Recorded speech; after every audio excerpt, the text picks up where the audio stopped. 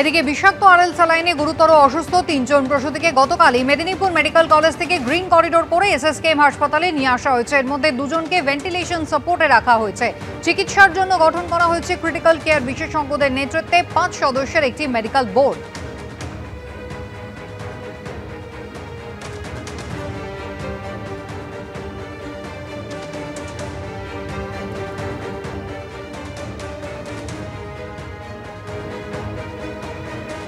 গতকাল তাদেরকে Medinipur medical college হাসপাতাল থেকে নিয়ে আসা হয় এসএসকেএম হাসপাতালে এবং তারপরও কিন্তু সেই ঘটনাকে ঘিরেও কিন্তু একেবারে বিতর্ক দানা বেঁধেছিল। পরিবারের মানুষজনকে কিছু জানানো হয়নি এমনটাই অভিযোগ উঠেছিল।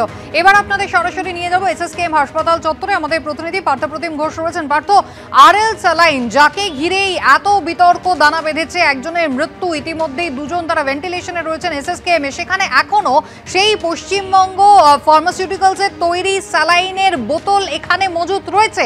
এগুলো যে ব্যবহার করা হচ্ছে না সে বিষয়ে কোনো নিশ্চয়তা এসএসকেএম হাসপাতাল দিতে পারছে?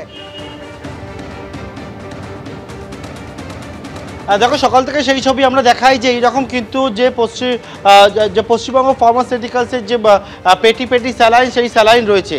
এবং তার পরবর্তীকালে আমরা কি দেখতে পেলাম, আমরা দেখতে পাচ্ছি যে ওয়ার্ডের মধ্যেও সেই স্যালাইন ছিল এবং তারপর যারা রয়েছেন তারা বলছেন যে ওয়ার্ড থেকে সেই স্যালাইন তারা কিন্তু নিয়ে আসছে এবং সেই স্যালাইনগুলো একেবারে এই রকম পেটিতে করে রাখা ছিল এসএসকেএম হাসপাতালে পশ্চিমবঙ্গ ফার্মাসিউটিক্যালসের। এবং সেখানে কিন্তু একেবারে আমরা দেখতে পেলাম যে কিছুক্ষণ আগে এখানে এইগুলো কিন্তু ওয়ার্ড থেকে ফেরত নিয়ে আসার কাজ শুরু হয়েছে এবং এখানে দেখা যাচ্ছে ডোন্ট টাচ ডোন্ট ইউজ বলে এখানে কিন্তু একেবারে পেটির গায়ে সেটা কিন্তু লেখা রয়েছে এবং সেটাই হচ্ছে পশ্চিমবঙ্গ ফার্মাসিউটিক্যালসের এই যে আরএল স্যালাইন সেগুলো কিন্তু এখান থেকে ওয়ার্ড থেকে ফেরত নিয়ে আসার কাজ সেটা শুরু হয়েছে। বিভিন্ন ওয়ার্ড থেকে হাসপাতাল কর্তৃপক্ষ যেটা জানাচ্ছেন তারা কিন্তু এটা ব্যবহার করছিলেন না, কিন্তু তারপরে এই যে অর্ডার হয়েছে এবং গোটা বিষয়ের পর তুমি দেখেছো যে মেদিনীপুরের যে ঘটনা, সেই ঘটনার পরে হইচই পড়ে যায় যেটাকে নিয়ে, সেটা হচ্ছে এই পশ্চিমবঙ্গ ফার্মাসিউটিক্যালসের এই যে আরএল স্যালাইন সেইগুলোকে নিয়ে।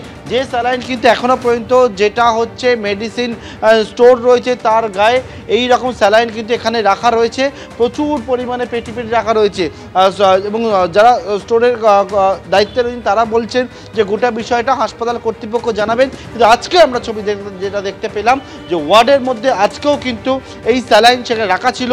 সেখান থেকে যারা ওয়ার্ড বয় রয়েছে, যারা কর্মীরা যেখানে কাজ করেন, তারা দেখতে পাচ্ছেন ট্রলি করে করে ওয়ার্ড থেকে বিভিন্ন ওয়ার্ড থেকে স্যালাইনগুলো ফেরত নিয়ে আসছেন এসএসকেএম হাসপাতালে এবং সেখানে লেখা রয়েছে কিছু স্যালাইনের বক্সের মধ্যে যে ডোন্ট টাচ এবং ডোন্ট ইউজ এই শব্দ লেখা রয়েছে। এরই মাঝে যারা হাসপাতাল কর্তৃপক্ষ জানাচ্ছে তারা কিন্তু অন্য কোম্পানির স্যালাইন ইতিমধ্যে অর্ডার দিয়েছে, সেই স্যালাইন নিয়ে আসা হয়েছে এবং সেই স্যালাইন এখানে রাখা রয়েছে পেটিতে করে অন্য কোম্পানির, সেগুলো পেটির মধ্যে করে কিন্তু এসএসকেএম হাসপাতাল সকাল থেকে সেগুলো বাইরে রয়েছে।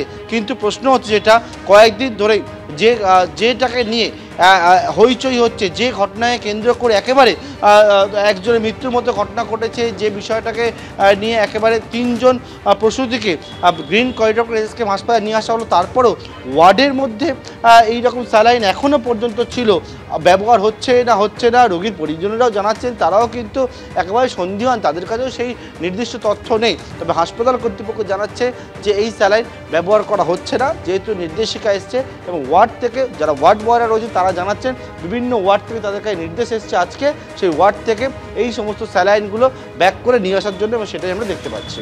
পার্থ, ধন্যবাদ।